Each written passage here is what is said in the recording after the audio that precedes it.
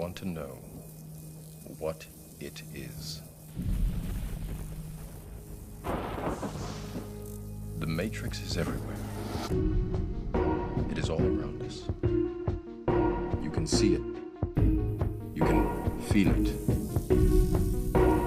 It is the world that has been pulled over your eyes to blind you from the truth. What truth?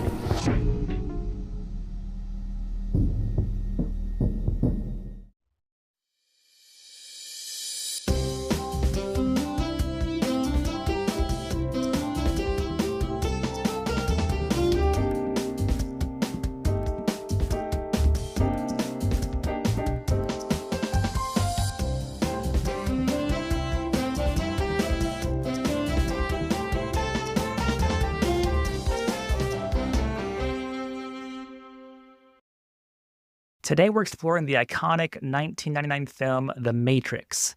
A few weeks ago, Tim reached out to me and asked if I was still planning to create more episodes of the podcast. I said yes, and I'd love to discuss the movie with him.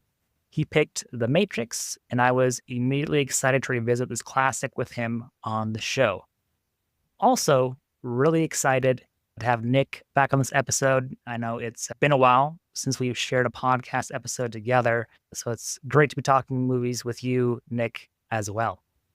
What is up, everybody? It is great to be back. Yeah, it's been a long time. I've been on hiatus, but not unbusy for sure. Chris reached out to me, and actually, I've been sitting on 2 podcast episodes myself. I just haven't gotten around to editing. So we've got some excitement coming up here in the near future. But yeah, I'm glad to be here. Thanks for inviting me back on to a near perfect movie, my dudes. Near perfect? Like, it is a perfect movie. There is no flaws with this movie. Let's go.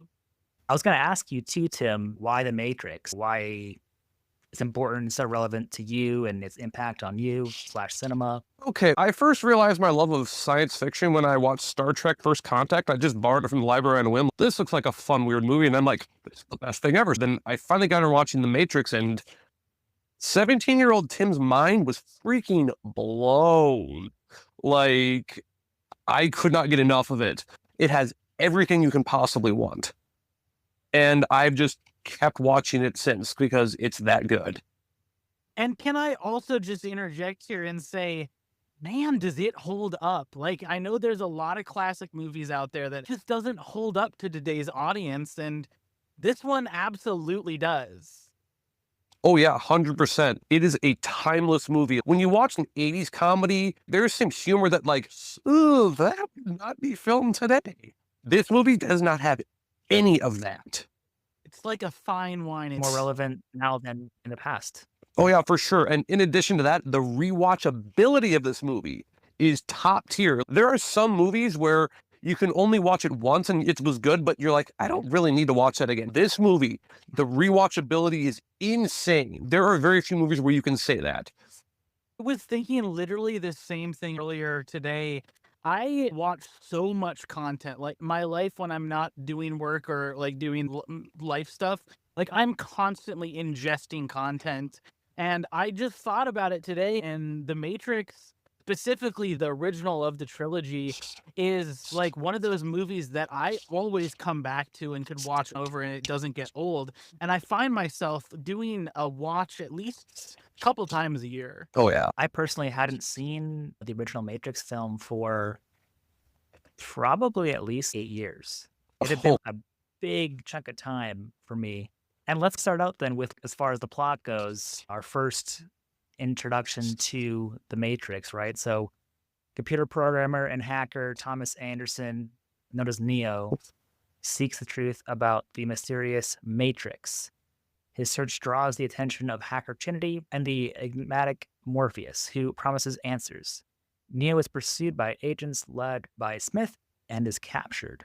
The agents seal his mouth shut and implant a robotic tracker, but he is later rescued by Trinity's team. I really liked the intro to this movie, just the whole thing. Okay, like what exactly is going on? You can tell immediately something is off with Neo personally, but then you're like, wait, did that really just happen? You're like, oh, okay, it was a weird dream. And then, oh, it wasn't a dream. Wait, what? Like the whole bug in the stomach thing, a good skeeve out moment there for people who can't do Saw type movies. Like, But to go back to the beginning of it, we're dropped right into the movie on not the main character of the movie. We're dropped in on Trinity, talking on the phone with somebody, and then it goes to her in a room sitting in a chair being chased by unknown assailants we later to find out to be agents. However, the Wachowskis it's not one of those science fiction films that they give a whole lot of just needless information at the beginning, that they just drop you right in. And those are the best kind of movies that make the audience work a little bit rather than give you everything, just a dump at the beginning. No, it's a great point. And there's a lot of symbolism too, with the whole white rabbit tattoo that can be compared to Alice in Wonderland. And then I think also what makes Neil's journey a little bit relatable is the themes of questioning reality and feeling something's off, something's not quite right. And also, speaking of the scene that Nick is talking about, can we also just talk for a moment that when you don't know that it's coming, the bullet time 360 spin initially, you're just like, wait, I'm sorry, what just happened? This is not like 300 where it's primarily just style over substance for an action. No, it is both style and substance. Like, that is a damn fine fight sequence.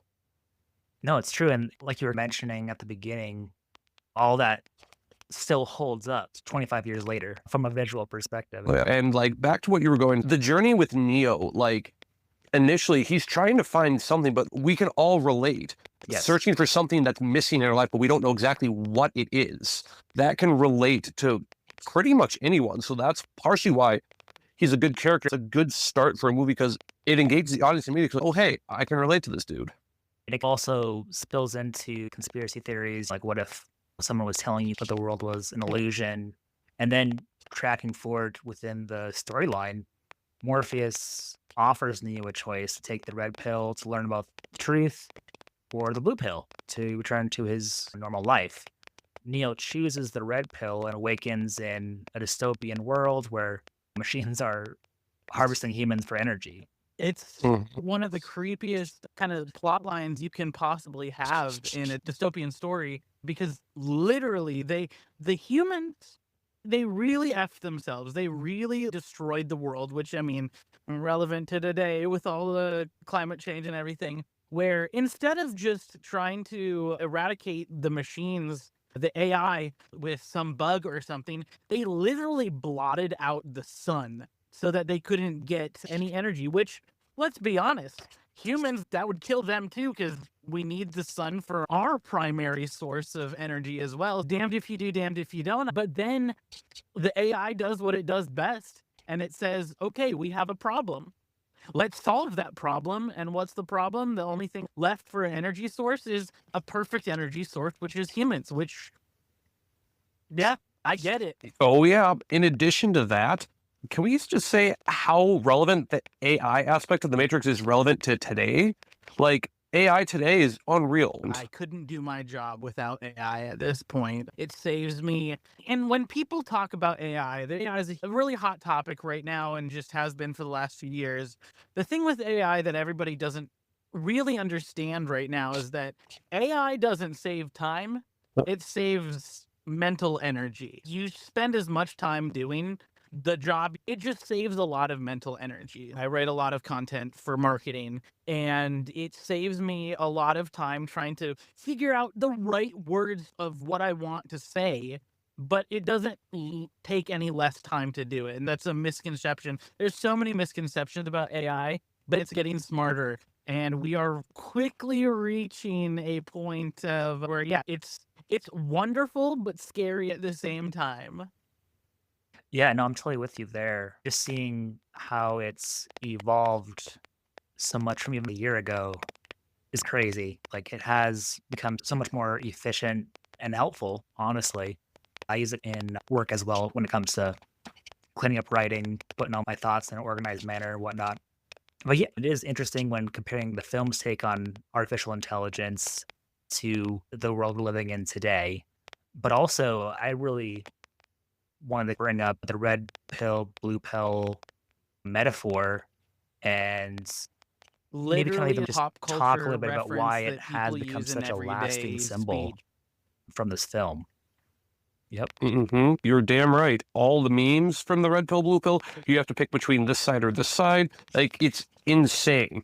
We'll get back to the red pill, blue pill, but the relevance of this movie it was a cultural phenomenon I know. in the way it Please do. really brought back a subculture, if you will. The goth movement, it had gone away at that time, and it reared its head for sure right around this time and came back with a vengeance, went into a little bit of the German BDSM culture, brought a lot of leather, brought a lot of eyeshadow. I know that I saw a lot of that in my high school for sure. Let's be real. This movie has a vibe. It has a style, and I'm all here for it. All that leather, all that spandex, all that eyeshadow. Oh, 1,000,000%. Trench coats, sunglasses, cyberpunk vibes. Oh, yeah. Can't go wrong. Absolutely not. And yeah, talking about its influence on even just film itself, movies like Absolutely, for Inception sure. or John Wick films. Yeah, Keanu Reeves' stunt double in The Matrix is the director of the John Wick movies. Oh, sick. Oh, yeah.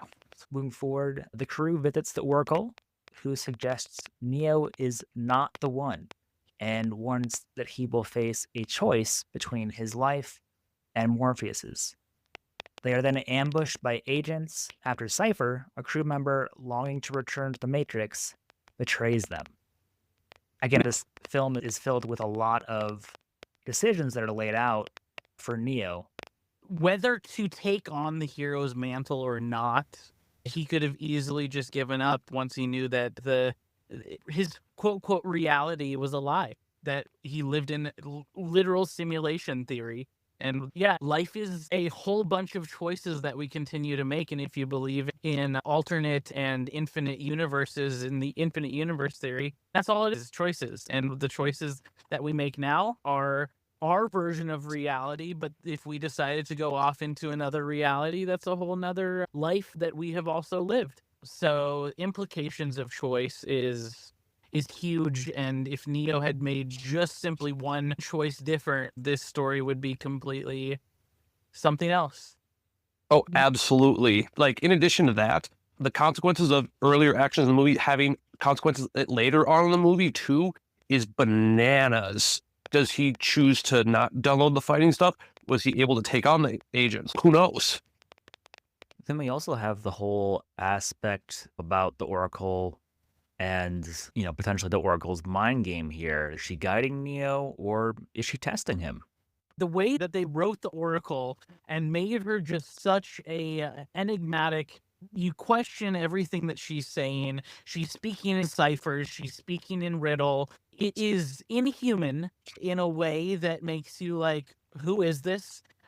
It plants a seed in your mind, which does germinate later down the road. But I think it's just such foresight in them and a gamble for them because they didn't have funding for multiple films at this point quite yet. And they said, let's write this in because this could pay off. Oh, absolutely. The movie is definitely better with the Oracle's teachings. Like, even if they only made the first one. And the other question from this part of the film, Cypher, the one that betrays his team, is he really, at the end of the day, wrong for wanting to return to the Matrix? That's a good question, dude. To a certain extent, no, because your reality is what you make of it. I don't agree with the decision. I understand it.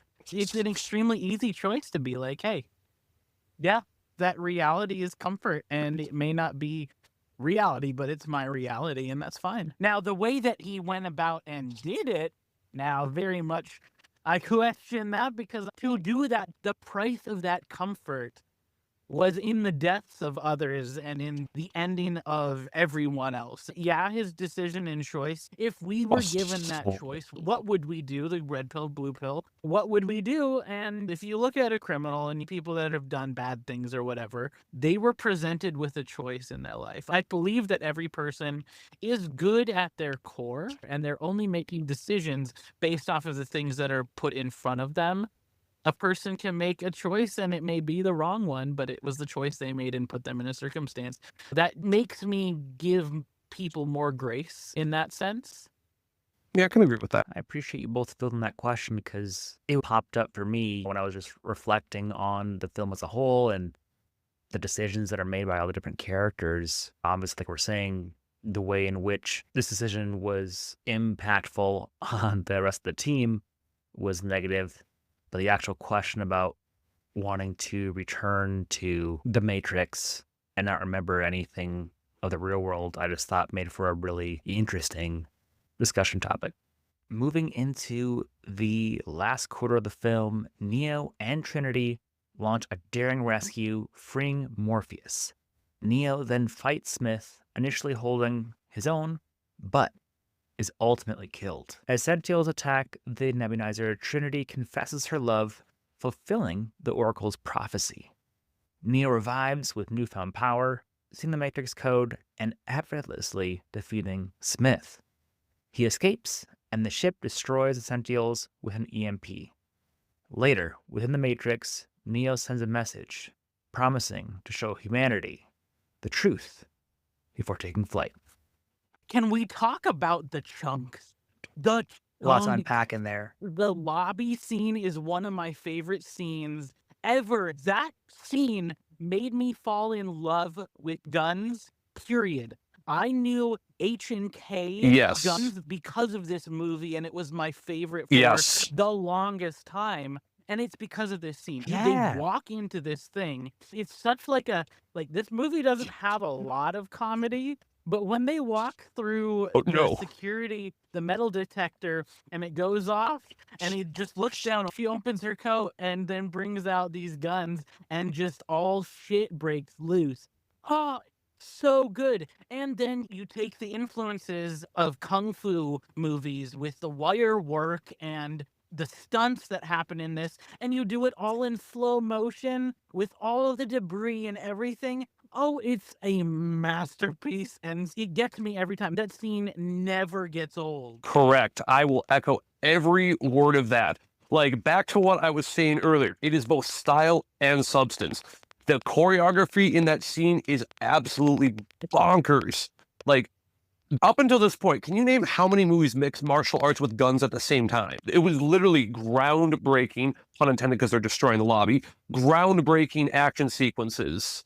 The amount of times that I was in my backyard trying to wall walk off of trees. Oh, yeah. And I also like that they used a different variety of guns as well. It wasn't just one gun. Then they go into a helicopter, and then they go downstairs and they free Morpheus. Like, it does not stop. Oh, yeah. I completely agree. And in addition, Neo going backwards in bullet time is not only one of the most seminal action shots in movie history, but let's fast forward a couple minutes to the second where they drive the helicopter. First of all, Neo shooting the Gatling gun all around Morpheus to get rid of the agents there. Not only is that fantastic, but after their helicopter is about to crash, and then Neo has the rope attached to him, Trinity shoots the rope out of the helicopter and jumps on it. Neo dragging his body across the building, using his feet to stop at the edge of the building to try and save Trinity. That is also one of the most iconic shots in cinema history.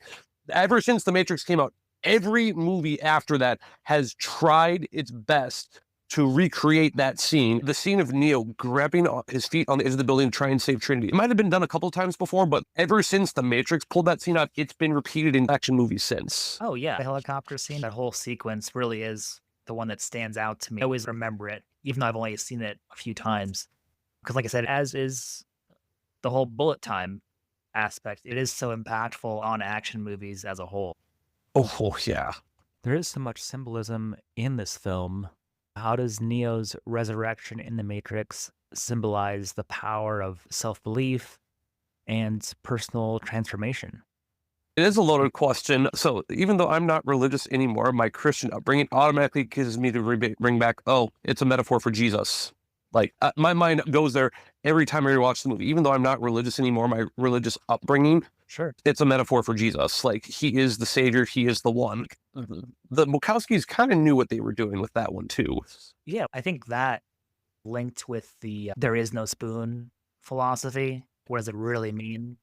Obviously, the spoon in this context represents Neo's ingrained understanding of reality, what he believes is quote unquote normal or what is possible.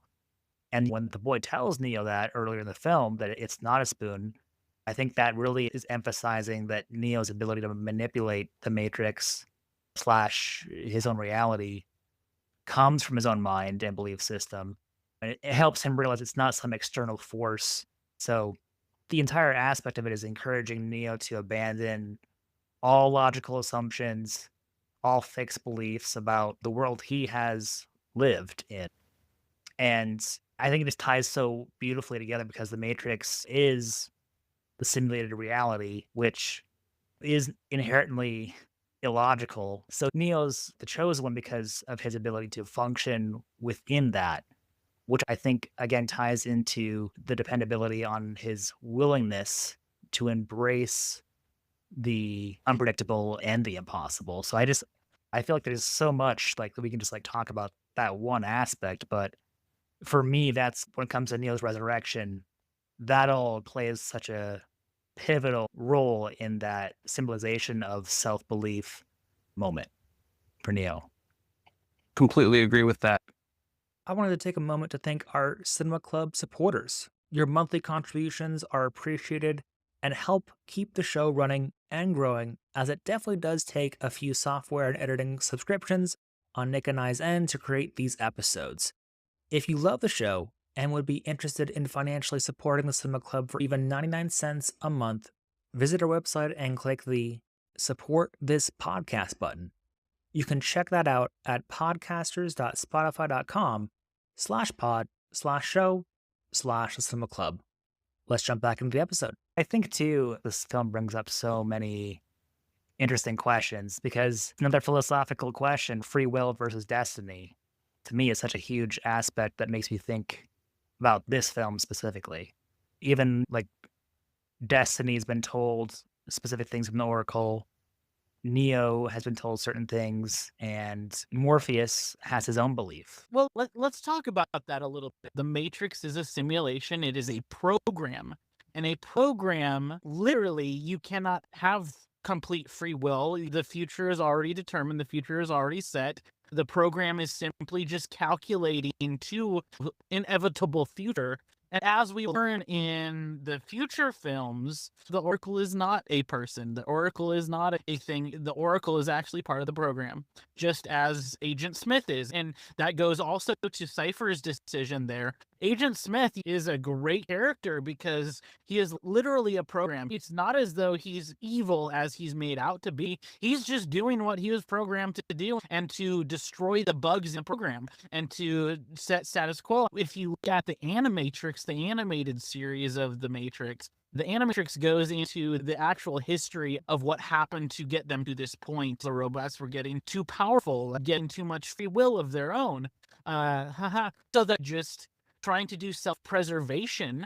And so when we get to this point, whether it's the third, fourth, fifth iteration of the Matrix, the different programs of the Matrix, to keep the humans in this state of not knowing that they're in a simulated world while the robots continue to feed off of their energy. Thank you. I am so glad you brought up Agent Smith because we hadn't mentioned him yet. I'm going to sidetrack us a little bit. Agent Smith is probably my favorite character in the movie, and overall, one of my all-time favorite villains in any movie ever. Like, Hugo Weaving's performance of Agent Smith is masterful. Hugo Weaving's been in a couple movies since, but this was his groundbreaking role. This put him on the map for other things, and really love his performance as Agent Smith. Like, he was perfectly cast. Yeah, I agree.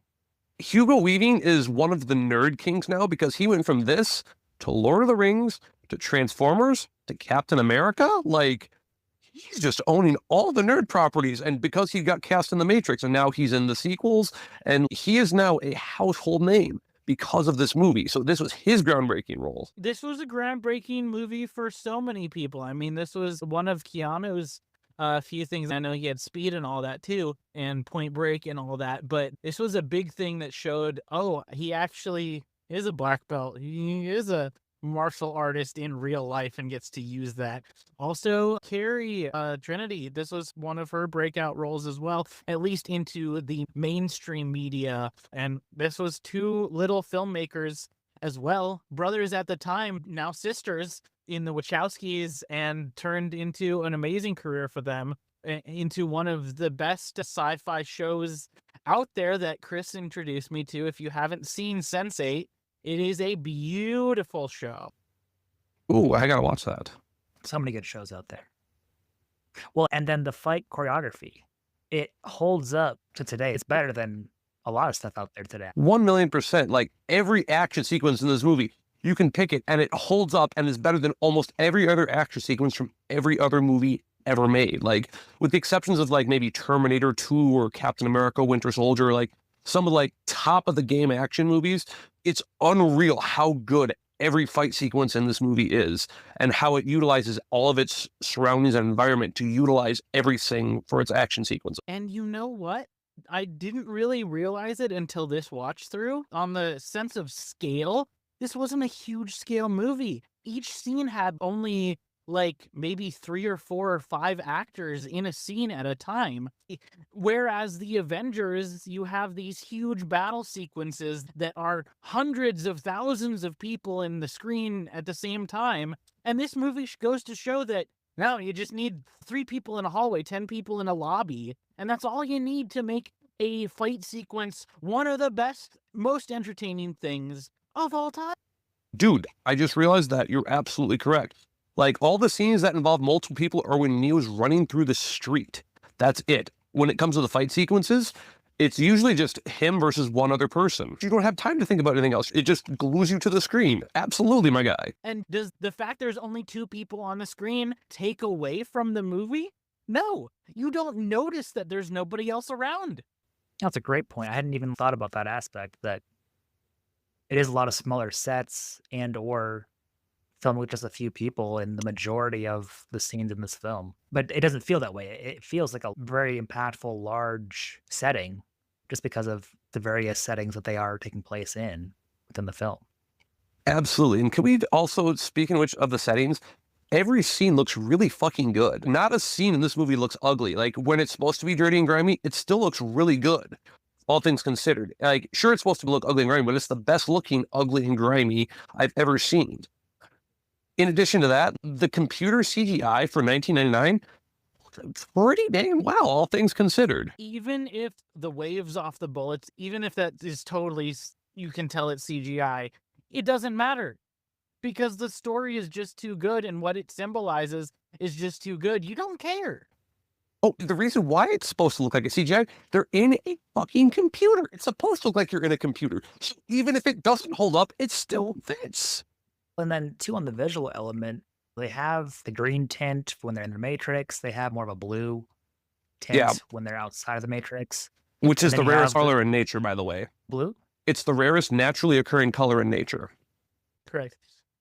So that leads me to, as much as we may think, and hey, it might have been that this was the visual style that they decided to go with. When I think about how movie making is made, and especially a movie like this that is relying on some CGI and everything, they're going to be using what kind of screens? Blue screens and green screens. With making the literal color palette of this movie being blues and greens, it makes that a little bit easier in a time in which trying to paint out all of that and rotoscope all of that out would have probably been a huge nightmare. It's true. Obviously, we think The Matrix still holds up really well today. Tim, you selected a great film that Nick and I both loved, and I had a great time talking about it with you both tonight. If we really wanted to, we could have probably gone on for a minimum of another hour. Oh, for sure. I had a great time breaking down this film with you both.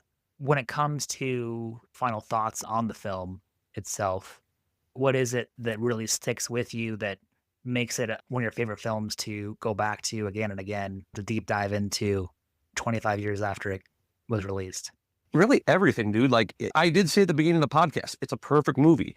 In addition to it being a perfect movie, its rewatchability is so good. It's one of those movies that the more you watch it, the more you pick up on smaller details that come back and play a bigger role later on. It's a very detailed movie, and because of that, you pick up more every time you watch it. This movie holds up. In a way, it's almost become like a comfort movie because it's so good.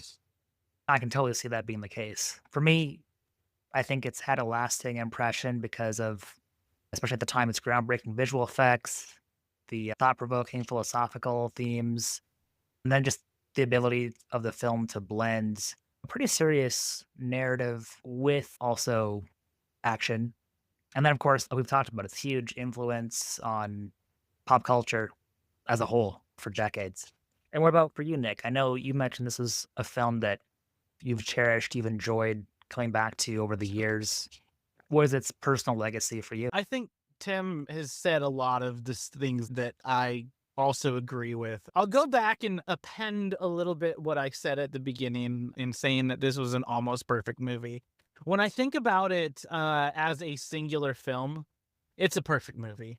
I'd place it in my top films ever because, like Tim said, you can watch it over and over again and it doesn't get old. I watch this every year, multiple times a year, and it's not something that I'm like, oh, I already know what's going to happen, so whatever. It doesn't lose its luster with passing time, it just gets better. The reason I said it's a near perfect movie is I would say this movie is perfect. The trilogy is near perfect. I think in the second and third movies, they definitely rewrote the story a bit and retconned some of the stuff that happened in the first film. But as a whole, the trilogy is amazing. If you bring in the Animatrix, it's great. The subsequent prequel, the one that just came out a couple of years ago, whether or not you liked it or didn't like it, it's polarizing, whatever. The subsequent video games as well. The franchise of The Matrix holds up to today, is an amazing bit of pop culture, and the subsequent versions of The Matrix and additions to this franchise, whether or not they were successful or not, does not take away from the amazingness that is the original. The original, you could just watch this film and it tells the whole story you need to tell. You don't need anything more from it, but adding more to it just makes it better. So in that sense, this is a near perfect movie, a movie I will continue to go back to, a movie I will always be excited to talk about, clearly. Yeah, no, and thank you for mentioning the sequels because I'm glad there's another sequel staying on here. The sequels get crapped on a lot, and I don't know why. They're phenomenal. They are phenomenal works of film. Where they fall apart a little bit is the fact that they do retcon a little bit of the stuff set up in the first film. And then there's some plot holes that come in throughout, such as the different versions of the Matrix, and you have the Architect and then the Oracle, all of that kind of stuff. It does not take away from them still being amazing, and every other sequel has literally the best action sequences in film history, and I will absolutely continue to watch the entire trilogy. I never watched just this film by itself, and I always have to watch the rest of them, but there is always going to be an asterisk. But thank you, Chris, for inviting me back to this. Being able to talk about films in this way is so much fun. And thank you, Tim, for making this particular episode especially great in picking a amazing movie that, yeah, we could talk for all night, but we don't have all night. So thank you. Yeah, this was great. Yeah. Thank you both, Tim and Nick, for joining me on this episode of the Cinema Club. I enjoyed our discussion, and it was great getting to break it down and talk about The Matrix with the both of you. Oh, hell yeah. Thank you for tuning into this episode of the Cinema Club. If you would be interested in coming on the show in the future, please email us at thecinemaclubtcc@gmail.com. Also, if you have not yet already done so, I would encourage you to join the Cinema Club Facebook group at facebook.com/groups/the Cinema Club TCC, where we share what television series or films will be featured in upcoming episodes on the show. I'm sure you're listening to this episode on your preferred streaming platform, but I wanted to make you aware that you do have options. The Cinema Club is available on Spotify, iTunes, Stitcher, Google Play, and now YouTube as well at the Cinema Club Podcast. Please also consider giving the show a review on iTunes, as it does really help the show. And finally, we are completely supported by listeners like you. If you love the show, please consider visiting our website and clicking the Support This Podcast button. You can check that out at podcasters.spotify.com patreon.com/pod/show/the cinema club. Your contribution of even 99 cents a month goes directly to maintaining and growing the Cinema Club podcast. And thank you so much to those of you who already financially do support the Cinema Club. We will catch you on the next one.